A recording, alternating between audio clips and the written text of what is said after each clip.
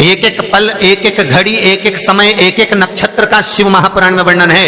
यहां तक शास्त्र कहता है कि पीपल के वृक्ष की जब भगवान शिव रचना करे, पीपल के वृक्ष की जब रचना करी गई तो उस पीपल के वृक्ष में भी कौन सा समय किसका है ये शिव महापुराण वर्णन करती है। सुबह 4 बजे से लेकर 7:30 बजे तक पीपल के वृक्ष में ब्रह्मा जी का वासा होता है।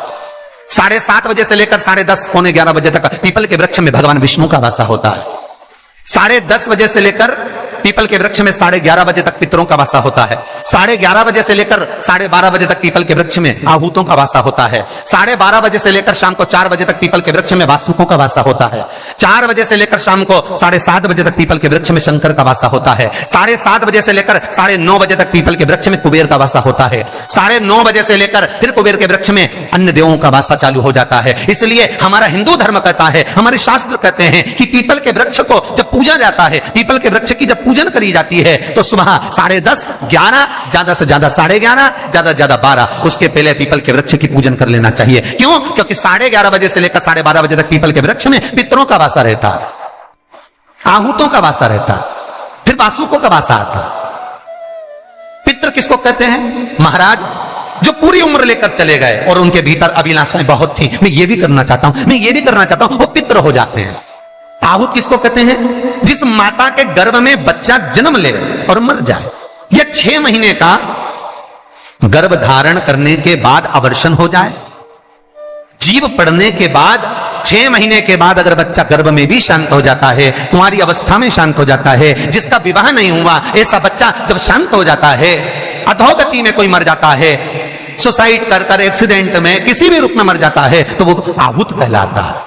और बहुत ध्यान देना साहब, शिव महापुराण की कथा कहती है पितरों को भाग मिलता है, इसलिए पितृ तृप्त रहते हैं।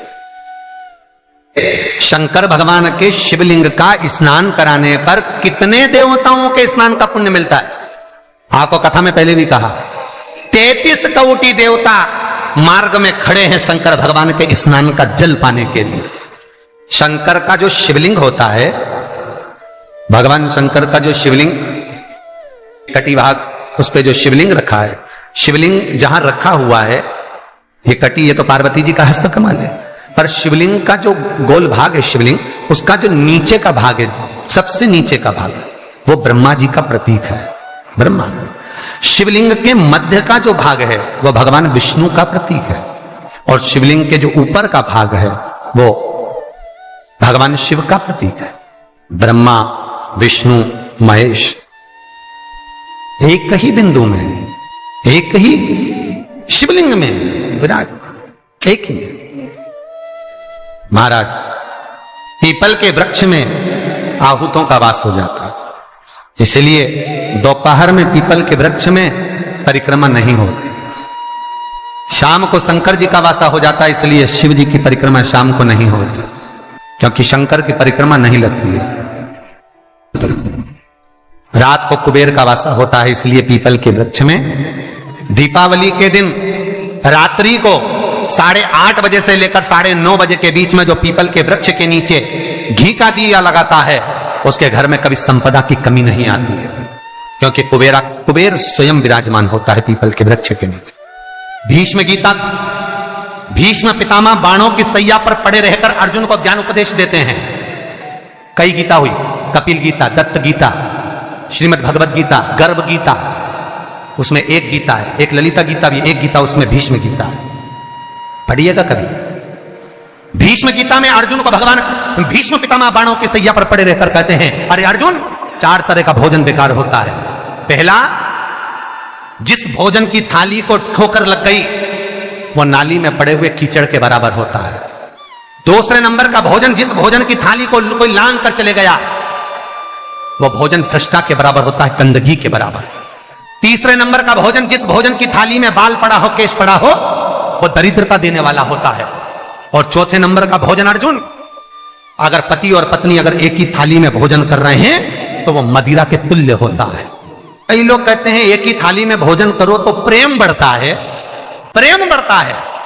शिव महापुराण की कथा कहती है, पति और पत्नी अगर एक ही थाली में भोजन करते हैं, एक ही थाली में अगर पति और पत्नी भोजन करते हैं तो उस घर की दशा देखिएगा, उस घर के बच्चे कभी भी विद्या में उत्तम नहीं निकल सकते, उस घर के बच्चे कभी भी मार्गी नहीं निकल सकते, मार्ग से विचलित ही निकलेंगे, क्योंकि मदिरा के नशे में पैदा हुए हैं।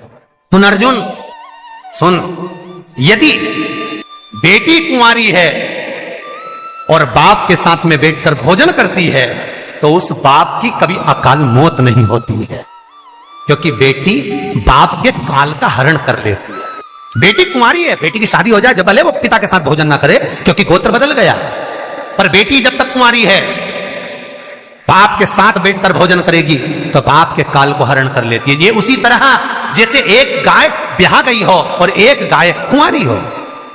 महाराज, ब्याही हुई गाय का गोबर से लीपने से ज्यादा फलदायी होता है कुंवारी गाय का गोबर से लीपना, वो ज्यादा फलदायी। बछिया के गोबर से लीपना, कुंवारी गाय के गोबर से जो ब्याही ना। कितना कितना शास्त्र प्रमाण देता है महाराज। कई लोग दुखी भी हो रहे होंगे आज हमारी कथा सुनकर कि भगवान गुरु जी आपने कह दिया कि एक थाली में भोजन मत करो, और हम तो इतने साल से करते हुए आ रहे हैं और अलग अलग करेंगे और ऐसा और वैसा। कहीं तो शास्त्र तो कह रहा है ना कि ज्ञानी को अज्ञानी को समझाना सरल है, पर जिसके भीतर अभिमान भर गया, अहंकार समा गया, जो खुद को स्वतः ही भगवान मानता हो, स्वयं को वेद पाठी, स्वयं को शास्त्रों का प्रमाणित मानता हो, उसको कौन समझाएगा साहब? जिसके भीतर अभिमान भरा, अहंकार भर गया हो, उसे कौन समझा सकता? हम तो केवल इस व्यासपीठ से उतना ही कह देते हैं जितना इस पर कथा पुराण में लिखा है। उसके बाद मर्जी आपकी, आप सुधरो कि सिद्धरो, आपकी मर्जी। कहना हमारा काम है, सुनना आपका काम।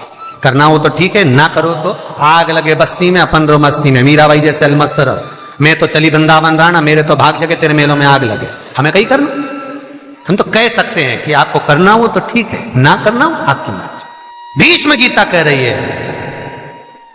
तो यहां पर शास्त्र कहता है कि बेटा मां को प्रिय होता है और बेटी बाप को प्रिय होती है, कथा वो चल रही है। इसलिए पिता के सामने अगर बेटी कुंवारी हो तो पापा के साथ भोजन करे, पिता के साथ भोजन। लोग कहते हैं बेटी की विदाई में सबसे ज्यादा मां रोती है, शिव महापुराण की कथा कहती है बेटी की विदाई में सबसे ज्यादा बाप रोती है।